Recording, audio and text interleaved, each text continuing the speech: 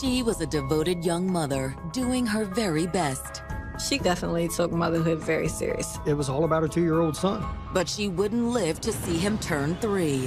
What's going on? My baby mother's dead. She was beaten. There was evidence of strangulation. She was just snatched away from us. At first, the culprit's identity seems crystal clear. The evidence that is being brought to us points right at her boyfriend. Everything's there. The means, opportunity, motive. But as investigators dig into the case, they realize that there's more to the story. There's unknown DNA commingled with hers. He comes out of nowhere. It was like, you know, the bottom fell out. I felt that it may never be solved.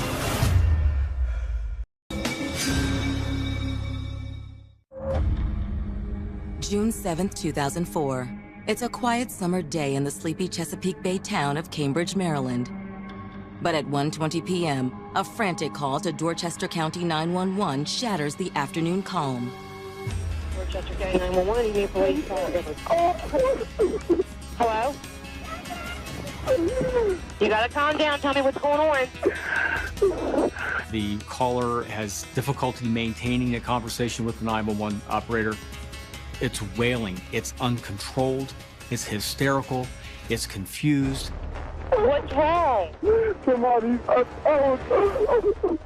What's wrong? hurry up. My baby mother is laying in the floor. Oh my God.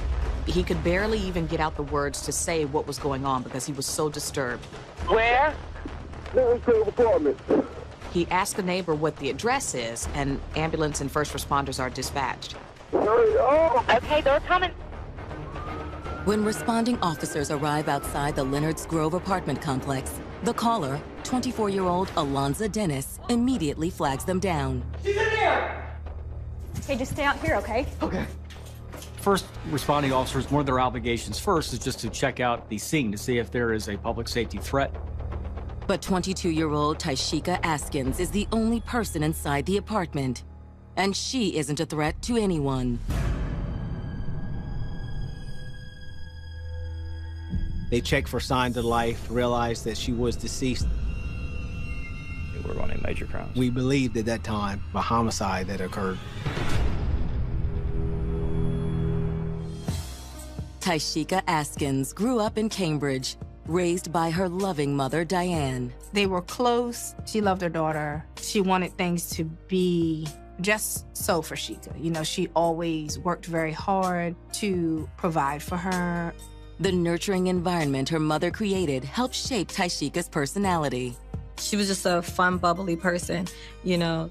She was just a good person. She had a wonderful spirit. Beautiful inside and out. By the time she was a teenager, Taishika never lacked for possible suitors. I don't know too many men that wouldn't be, you know, attracted to her because she was beautiful. And she had the personality to go with it. However, by her freshman year of high school, Taishika was certain she'd already found the love of her life, a charismatic sophomore named Alonza Dennis.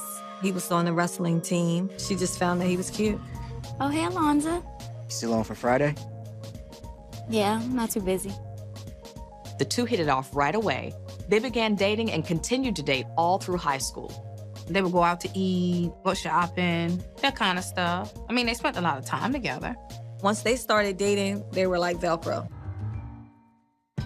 After graduating, Taishika and Alonza's relationship grew into something more than just high school sweethearts. She loved that boy, and he had a deep, profound love for her also. And it really seemed like they were in it for the long haul. She did move in with him. They had an apartment together. They had it fixed up really nice. They were happy. Can't we just stay here all day? What if I could? I gotta go to work. He worked hard. He had a really good job. As did Taishika. Taishika worked at a nursing home. Sheikah was a loving person. She was a caring person. What better field to go into than healthcare? In 2001, just as everything seemed to be falling into place for the young couple, they received some unexpected good news. I never forget, I was in college. I was on the dorm phone, and she told me she was pregnant, and I was like, what? Once she found out that she was going to be a mom, we were excited. We all were. They wanted to raise the baby as a family. On Easter Sunday 2002, Taishika gave birth to her and Alonza's son, Jamel. I was in there when he was born. Her mom, me, and her sister. Alonza was in there too. Alonza was definitely an involved father from day one. She was so proud to be a mom. It was just like she was a natural at it. Unfortunately, the pressures of being parents at such a young age put considerable strain on the couple's relationship. When you bring a new baby into a relationship, you have to be strong. Taishika and Alonza tried to make it work, but eventually they decided to end the relationship. And in 2003, the young couple split up. The two had decided that at this point, the romance was over. Thankfully, the breakup was amicable. They definitely were going to forge ahead and do what they had to do in the best interest of raising their son. The two had an amicable agreement that she would keep him and that Alonza would pick him up every other weekend to spend time with his son. Is that a plane? Is that a... Hey. Hey! What's up, little man? What's up, little man? What's up, little man? What you playing with? Even though they weren't together, he still wanted to be in his son's life, which is wonderful. All right, you ready? All right, say bye to mommy. Bye. Bye, baby. I'll see you on Sunday, okay? Be good. They did good co-parenting. He was an excellent father. She trusted him. He was a good dad. And though sometimes things were tough, Taishika excelled in her new role as a single mother. Anything that he needed, she made sure that he had it. Her son was her #1 priority. But since Taishika now had every other weekend free, she made sure to take some time for herself. So while Alonza took care of their son, Taishika would hang out with friends from work. What's wrong? Then you already know. Especially a woman named Anna Brown. They worked together, and they were friends as well. Same thing we always talk about. Richard. Oh, goodness. What now? The two women formed a bond. They relied on each other for advice, for information, particularly as it came to their respective relationships. Anna had been having issues with her longtime boyfriend, Richard Blanks. Anna really relied on Taishika's ear to kind of best figure out how to ease her way out of that relationship. Though by the spring of 2004, Taishika was in the beginnings of a new relationship of her own. Guess what? What? I have a surprise. Her friend Anna had introduced her to a guy that she knew named Anthony. Anthony Reed was a little more mature. He was a few years older than Taishika, and I think friends liked that about him. And they thought that perhaps he was someone good for Taishika. How you doing? Everybody deserves happiness. Not that Taishika rushed into the relationship. The two began to date.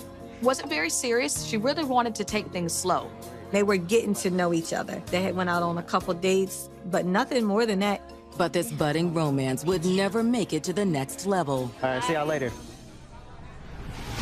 Because on June 7th, 2004, only a few weeks after Taishika and Anthony started dating, her ex-boyfriend, Alonza Dennis, calls 911 and reports that he just found Taishika dead in her apartment. When the first responding officers arrived, they find the victim in the back bedroom. By the looks of her body and facial area, Taishika had took a lot of blunt force trauma. Why would somebody want to take her away? The answer to that question will prove far more complicated than anyone could ever imagine. He was incredibly angry, and he was looking for somebody to take that anger out on. So there began a little bit of a discrepancy in somebody's story. The timeline wasn't shaping up to be the same.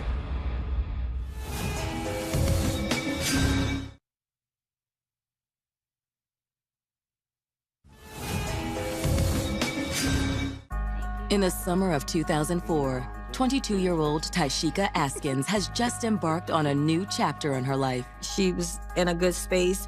She was trying to fill out this new relationship. But on June 7th, 2004, Taishika's ex-boyfriend, Alonza Dennis, found her unresponsive on the floor of her apartment. Police officers arrive and find Taishika Askins deceased. As patrol officers secure the scene, homicide detectives arrive. At that time, there was a lot of chaos at the apartment complex. Family members were starting to show up. I just remember running up to her building, and they wouldn't let me go in. I knew at that moment something very bad had happened. It was horrendous. It's a day that I will never forget. It was almost like it was a movie scene, because I saw police tape, and I saw the detectives, and I saw the police, and I said somebody had killed her. And I said, what do you mean they killed her? I understood what they were saying, but I couldn't process it. Inside the apartment, detectives go to work. On the center of her forehead, there was an obvious large wound. She had a really obvious split lip. She just had marks and abrasions all throughout her face. Maybe she was beat to death. Maybe not. I checked the whites of her eyes, which I immediately noticed petechiae, which is a good indication that some sort of manual strangulation had occurred. When the blood flow gets cut off, it shows up in little spots, blood spots in your eyes, and Tyshika showed signs in both of her eyes. When police discovered Tyshika's body, there was a pillow over her face, so it was unclear whether or not she'd also been suffocated. Detectives also note clear signs of a struggle. The bed was messed up. There were knickknacks that had fallen off the dresser. There were curtains that were pulled down from the window like she was trying to get out that rear window. She had tried to fight and get away with all of her might, but unfortunately that didn't happen for her.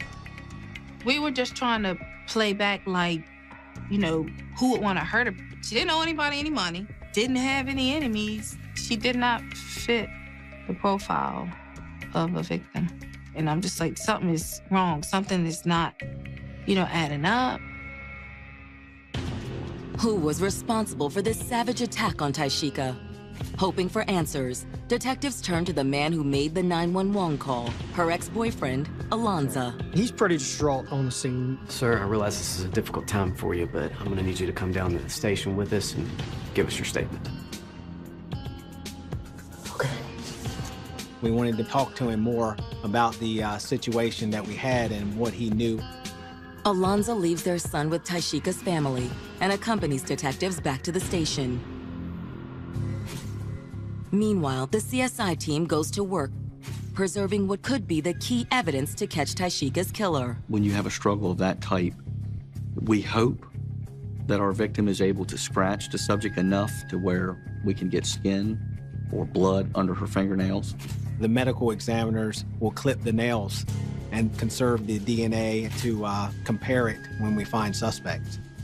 We bagged her hands for preservation of evidence. She was transported to the Office of the Chief Medical Examiner in Baltimore. Though investigators don't have a clear-cut suspect just yet, the crime scene itself allows them to make certain assumptions about the killer. We felt confident very quickly that the victim knew the assailant. There was no forced entry. Whoever done this to Tyshika, she had to have let him in. Even more telling for investigators is how the killer left Tyshika's body once the attack was over. For me, as an investigator with a pillow being placed over her face, that's somebody that is close to her. They did not want to see her face while she was laying there. Elsewhere in the apartment, CSIs uncover what could be another important clue. What really stood out was an orange juice container on the kitchen counter, and the screw-on cap was laying in the floor. When you go into a crime scene, something that is out of place, that certainly becomes an object of interest. We immediately wondered, did whoever do this to Tyshika have that orange juice container in their hand? The orange juice container is marked as evidence and sent to the crime lab. It's taken for the purposes of fingerprint testing. Back at the station, detectives have begun questioning Tyshika's ex-boyfriend, Alonzo Dennis.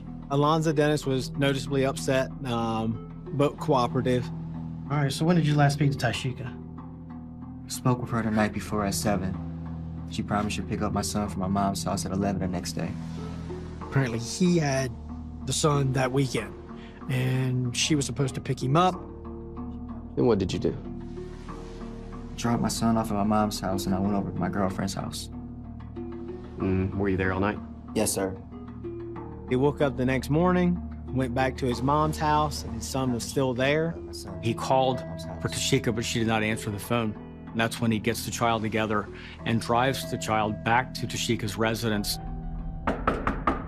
Tyshika, we here.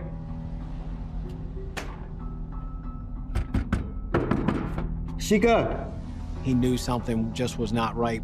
He had told us the door was unlocked, and he went inside the apartment. and that's when he found Tyshika. Oh my God. And then what? And then I ran outside and called 911. You didn't check on her? No. He advised that he did not want his son to see his mother lying in the floor like she was.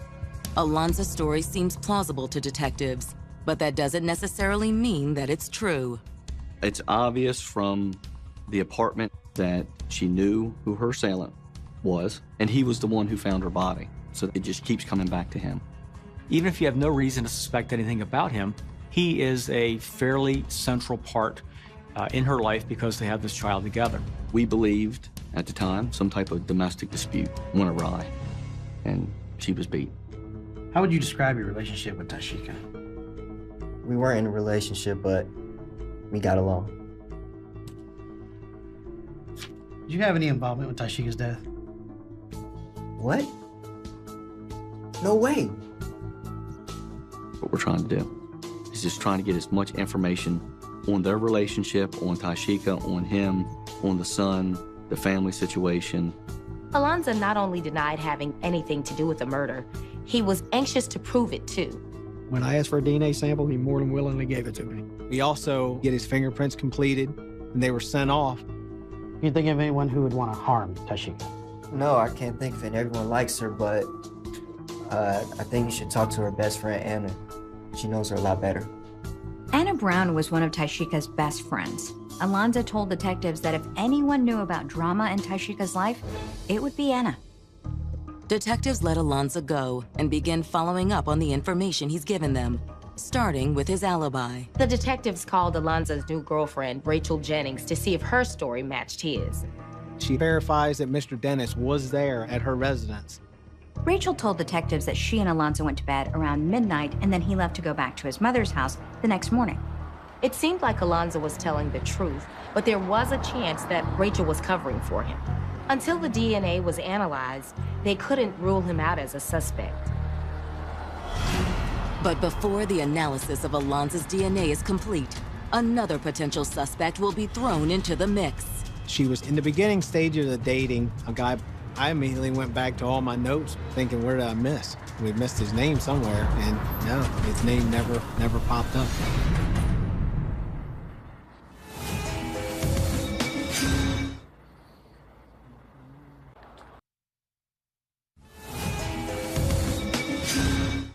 Less than 24 hours into investigating the murder of Tyshika Askins, detectives have questioned one potential suspect, Tyshika's ex-boyfriend, Alonzo Dennis. He seemed genuinely distraught over Tyshika's death, and to top it off, his alibi checked out. They couldn't completely rule Alonzo out without a DNA test, so they collected a swab of his DNA to see if it matched what was under Tyshika's fingernails. While they wait for the DNA analysis to be completed, detectives turn their attention to Tyshika's close friend and co-worker, Anna Brown. Alonzo told the detectives that if anyone knew someone who would want to hurt Tyshika, Anna would know who it is. Detectives track down Anna at work and bring her in for questioning. Sorry for your loss. I know you two were close. Yeah, she was my best friend. Can you tell us if Tyshika was seeing anyone romantically? Anna told detectives that Tyshika had recently started going out with a man named Anthony Reed. Did you happen to have a number for Anthony? Yeah. But y'all don't think he could have done it, right? After speaking to Anna, detectives bring Anthony Reed in for an interview. You're aware of what happened to Tyshika? Yeah, actually. It's crazy. I still can't believe it. Mr. Reed was very calm, was 100% on board with helping us. He said he had been talking to Tyshika for almost a month. They had gone out on several dates, and nothing was sexual between them. Nothing. I mean, I wanted to, but we just never got to it. When was the last time you seen her? Like a couple days ago, I say June 5th. He's able to replay his final days in speaking with Tyshika, gives us a little bit of intel about Tyshika the day before she was killed, what she was doing. He was supposed to see her that evening. You were supposed to see her? Yes, sir. But it never happened. Anthony said he talked to Tyshika earlier in the afternoon and had made tentative arrangements to stop by her apartment. She was actually shopping with her mother earlier in the day and pretty much said, well, if I get home in time, you can come on over. But Anthony said it got later and later. He fell asleep and Tyshika never called. And he didn't think about it until, the next day. Anthony says his mother can back up his claim, too. He advised that he was with his mom at his mom's residence. In addition to his alibi, Anthony agrees to give detectives a DNA sample and his fingerprints. When it came to evidentiary purposes, anything I asked him, he would do. As with Alonzo Dennis, processing Anthony Reed's DNA and fingerprints will take time. However, later that same afternoon, detectives are able to confirm Anthony's alibi. We were able to speak to his mother later, and she was able to verify that for us. With Anthony Reed all but ruled out, detectives returned to Tyshika's apartment complex to canvass the area for possible eyewitnesses. We do get word through one neighbor that they believe they've seen Tyshika arguing with somebody in a beige color vehicle. The neighbor believes it might have been a man in the car. They're not sure. Tyshika! But they believe that was around 11 o'clock at night. You better stay away from him. You need to mind your own business. Like hell I'm not. Whatever. This is key to investigators because it indicates that perhaps there might have been some altercation leading up into the hours before her death. The question is, who drives a tan car? She couldn't give us a tag number, but it was somebody who my victim had contact with. Detectives continue searching the area for a car that matches the description given by Tyshika's neighbor. And they're still trying to run down that lead when they receive an unexpected call from Tyshika's ex, Alonzo Dennis. He requested us to come to his mother's house. He had found something. And we go around to his mother's house, and he immediately just hands me a computer-generated letter. Alonzo's sister had found the letter within Alonzo's son's bottle bag. I opened it up, and it's something to the effect of, I'm gonna get you, you're gonna die, and it was signed, your friend, Q. No one seemed to know who this mysterious Q was or how the letter got into the diaper bag. As detectives digest this unusual piece of evidence, they get another call. This time from Tyshika's most recent love interest, Anthony Reed. Anthony tells them that he just remembered something else, a piece of information that could lead investigators to Tyshika's killer. He started telling the detectives about a strange series of events that took place a couple of nights before Tyshika's murder. Anthony was over Tyshika's house, and they were just enjoying an evening, and her phone just kept ringing and ringing, and she would ignore it.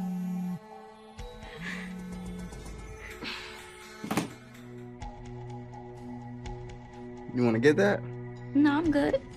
Anthony says that Tyshika didn't want to talk about it. She just, dismissed it. He drops it at that. He leaves, calls her when he got home, and there was someone, while he was talking to her, there was someone banging on her door. You need to go away. Hey, is there a problem? No, it's just some drunk. You need me to come over or something? Oh, yeah, no, you don't. I'm fine. I think he's gone anyway. She totally dismissed it, and so Anthony never knew who really came to her door that night. The cryptic, threatening letter, a mysterious person banging at her door. For detectives, the question of who killed Tyshika Askins is getting more complicated by the minute. At this point, investigators are stumped. They don't know who really came to her door that night. That's when Anthony Reed tells police he's almost certain he knows who the mystery man is. Anthony honestly believed that it was Alonzo.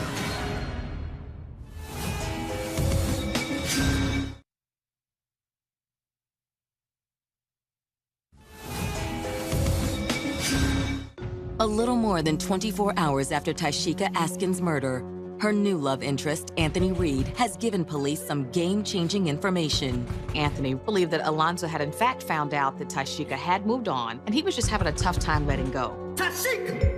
He thought he was her stalker at that time. And he knew when Anthony had left, and then he confronted Tyshika at her apartment. In his initial interview with police, Alonzo had claimed to be with his girlfriend, Rachel Jennings, on the night of the murder. Alonzo advised that he was at Rachel's house, and she confirms that Alonzo was with her.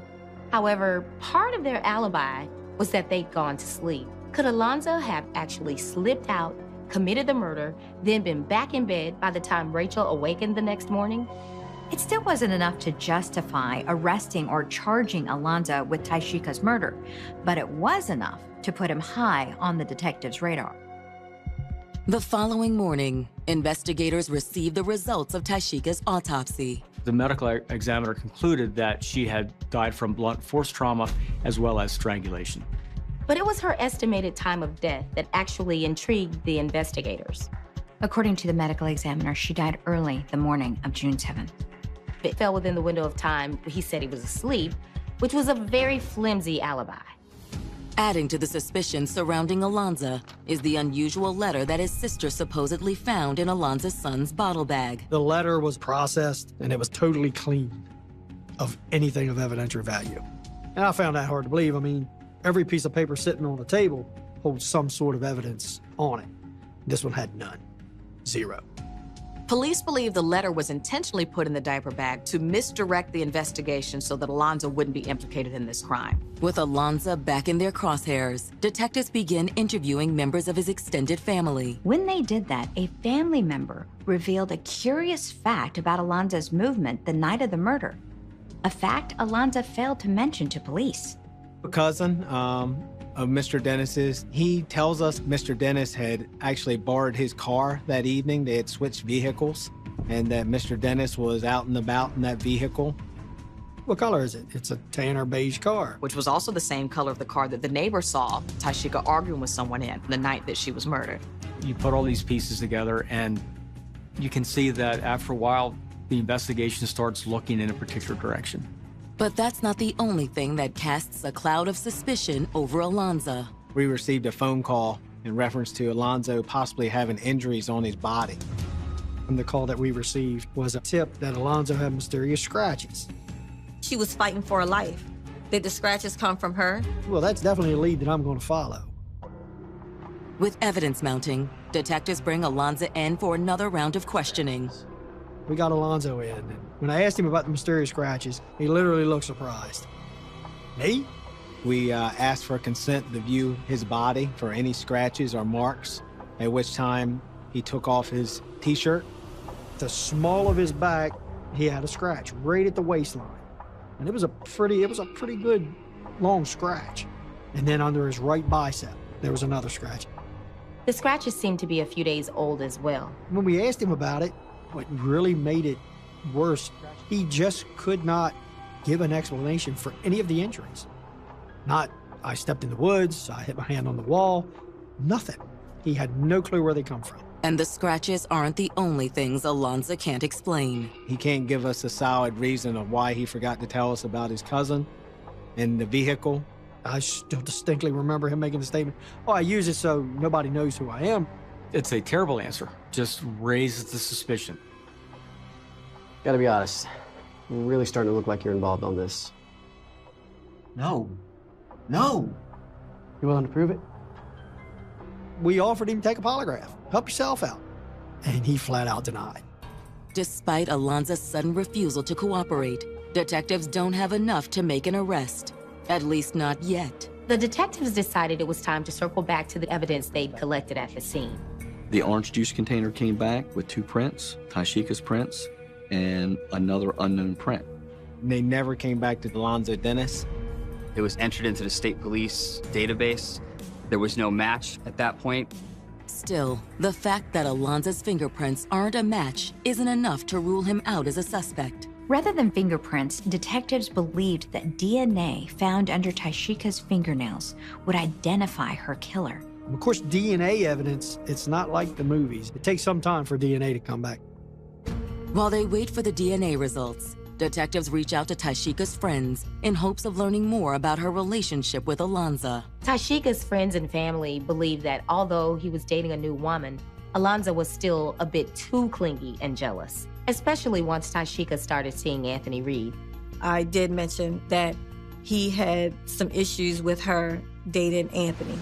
Alonzo was trying to come back into her life. He was texting her and calling her, and she did not want anything to do with him. You know, if it wasn't concerning their son.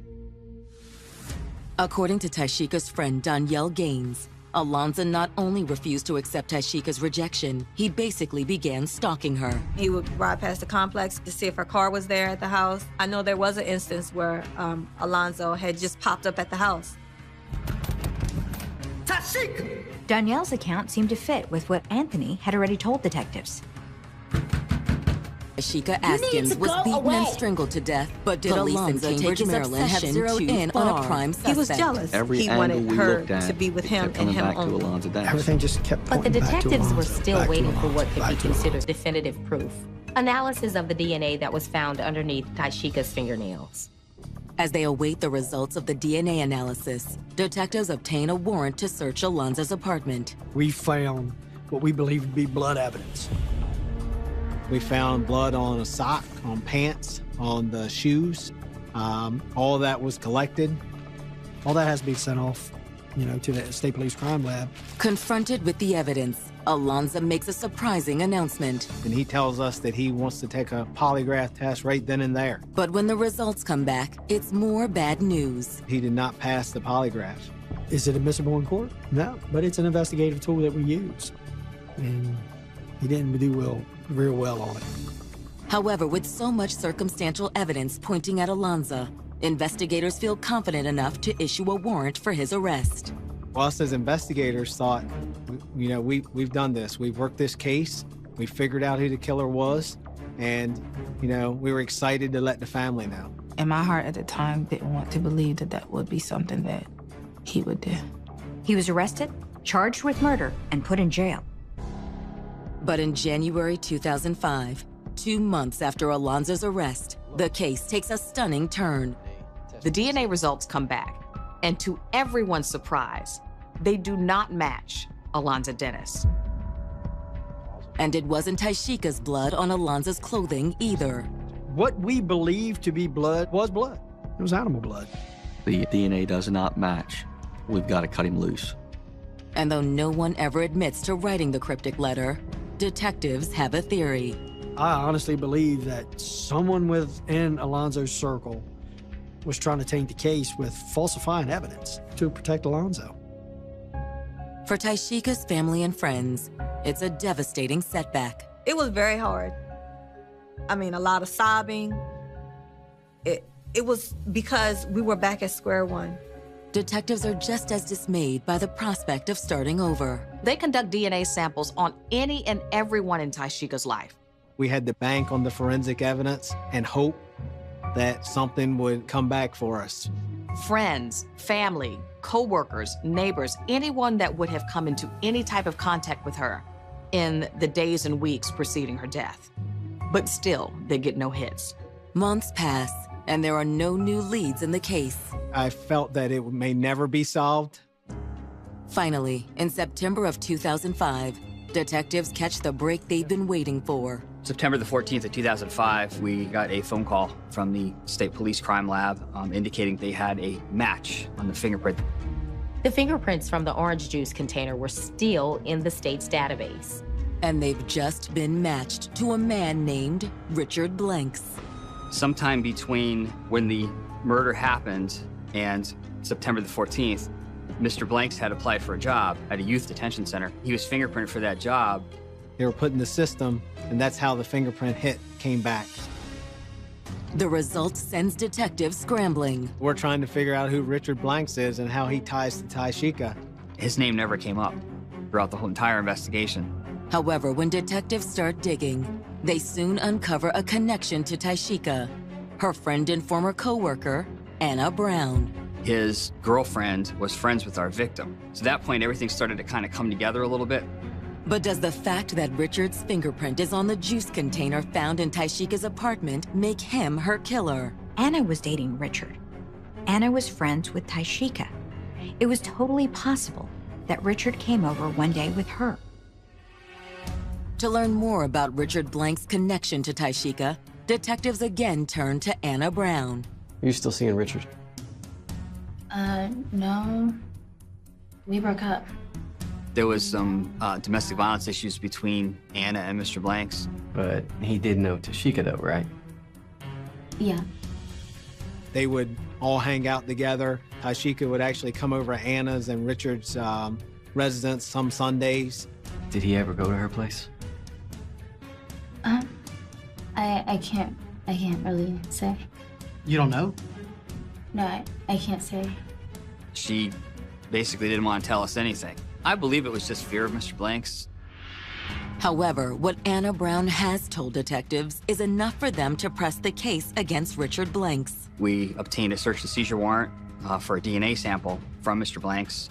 We got the fingerprints on the orange juice container. We need to see if we can match his DNA up with what's underneath the fingernails of Tyshika Askins. After obtaining the warrant for a DNA sample, detectives bring Richard Blanks in for questioning. What's this about? We're investigating the murder of Tyshika Askins. Tyshika? Anna's friend? We expected some resistance, and basically he was cooperating 100%. In fact, Richard is so cooperative that detectives wonder if they've got the wrong guy. I started to have my doubts as to whether he was going to turn out to be a good suspect. We did not want what happened with Alonzo happen again. September 14th, 2005. Detectives in Cambridge, Maryland have identified a new suspect in the 2004 murder of single mother Tyshika Askins. Richard Blank's fingerprints were a perfect match for the fingerprints that were found on the orange juice carton in Tyshika's kitchen the night that she was murdered. The 37-year-old Blanks is the one-time boyfriend of Tyshika's friend, Anna Brown, and allegedly abused her on multiple occasions. However, that doesn't automatically make him Tyshika's killer. He may have had a legitimate reason for having the fingerprint on the orange juice container. So it wasn't exactly the smoking gun that I was looking for. The detectives were especially hesitant since the first person they arrested, Tyshika's ex Alonzo, was later cleared by DNA evidence. But when detectives tell Richard Blanks they have a warrant for his DNA, their suspicions immediately deepen. A switch went off. Mr. Blanks became hostile, yelling, cursing. Hey, hold up. Hell no, you ain't taking my DNA. You ain't taking my DNA. When he refused that DNA sample, that's when the hair starts to stand up on the back of your neck. Not that Richard can refuse to submit a sample. We allowed him to contact an attorney who then came in and said, they have a search warrant for the DNA, there's nothing you can do. No, we have a court order. We are going to get this done one way or another. After collecting the DNA sample, detectives inform Richard that he's free to go. He was shocked that we let him walk out, but we want to make sure that we've got our guy. 13 days later, detectives get their answer. We get the call saying, he's your guy. That's his DNA profile under Tyshika's fingernails. It's gold. It doesn't get any better than that. On September 27th, 2005, nearly 16 months after Tyshika's murder, detectives take Richard Blanks into custody. When they got him, it was a sense of relief, you know. It was wonderful. It was a happy moment. Elation would be the right word. This was one that we wanted to get solved because Miss Askins' family had waited for closure for over a year. But despite the almost overwhelming evidence against Richard, one question remains. Why would Richard kill Tyshika? That's what investigators still had to piece together. In November of 2005, an anonymous tip provides a possible answer to that question. We came to find out that Anna was involved in a relationship with someone other than Richard. According to the anonymous caller, the man's name is Michael Roberts. Detectives ask him to come in for an interview. We contacted Mr. Roberts. At first, he was hesitant to talk to us. I believe it was just fear of Mr. Blanks. He advised us that he had received threatening messages and calls from Mr. Blanks. Roberts even says that Richard Blanks left a voice message saying that he wanted to kill him. However, despite Richard's threats, Michael and Anna continued to see one another. In fact, Michael Roberts says that he and Anna Brown were together on the night of Tyshika's murder. He said that Anna received a call on her cell phone, and he overheard part of the conversation. Hello? Hey, what's up? No. Don't tell him where I'm at. We pieced that together to say that Mr. Blanks was at Tyshika's residence trying to find Anna because he knew that she was out with somebody else. There was a lot of fear as far as with Anna. She was scared to talk to us initially. But now they know why she didn't say anything. She had a legitimate reason to fear that he would take her life. An analysis of Taishika's phone records seems to confirm Michael Roberts' statement. Looking at the phone records, there were definitely calls being made to Anna. Originally, when they looked at these records, they hadn't noticed a call to Anna because they hadn't made a connection yet. In May of 2006, Richard Blank's murder trial begins. Between the DNA evidence, Taishika's cell phone records, and Michael Roberts' official statement, prosecutors are able to present a theory of how the crime unfolded. He knew where Taishika lived, and he knew her and Anna were friends, and he came to the house. We believe that Taishika let him in because she didn't feel he was going to be a threat. But once Richard was inside the apartment, things quickly took a turn. What are you doing here? Where Anna at? I don't know. Well, go and call her. Call her for what? You call her. Man, she ain't answering my phone calls, man. Go and call her. We don't know whether there was any kind of threat at that point, but the bottom line was that phone call was made from our victim to Anna. Hey, girl, Richard came by looking for you. Yeah, he's trying to find you. I think what happened was Anna doesn't want to tell Taishika where she is. He believes now that Taishika is lying to protect Anna, and he flies into a rage. All right, where's she at? I don't know where she is, Richard. What you mean you don't know where she at? I don't know where she is, Richard. You better be lying. You lying to me. I don't know where she is. Taishika was just caught in the crossfire of his rage. She was collateral. Get your ass over here. Just unreal to think that somebody could do that to somebody that didn't do any wrong to him. Taishika fought.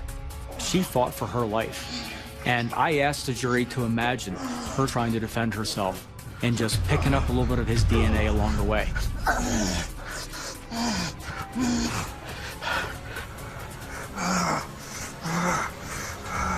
According to the prosecution's theory, the struggle with Taishika also explains how Richard's prints ended up on the orange juice. We believe that because she had put up a fight to try to save herself, he was so out of breath and so worn out that he needed a drink, and he opened that refrigerator, grabbed that orange juice container, and took a swig of it before he left.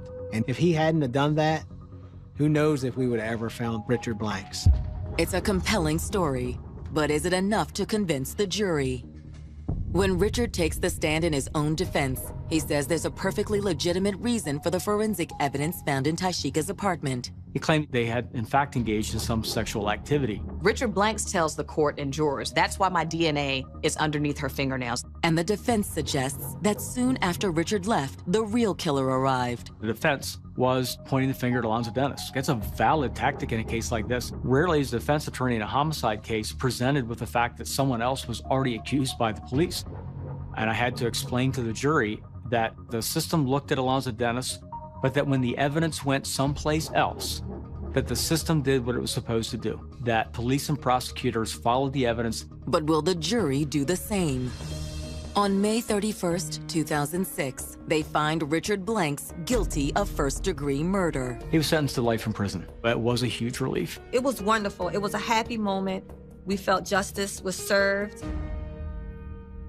But nothing will ever make up for the tragic loss of this innocent mother who wound up as collateral damage in someone else's toxic relationship. For her to be the person that she was, she didn't deserve to die like that at all. She was on a path to a really good life, and she was doing great things as a mom, and for a cold-blooded killer to end her life, that was hard for us to take. The most heartbreaking thing was that, she didn't get to raise her son, and he didn't get to see what such a beautiful person that she was.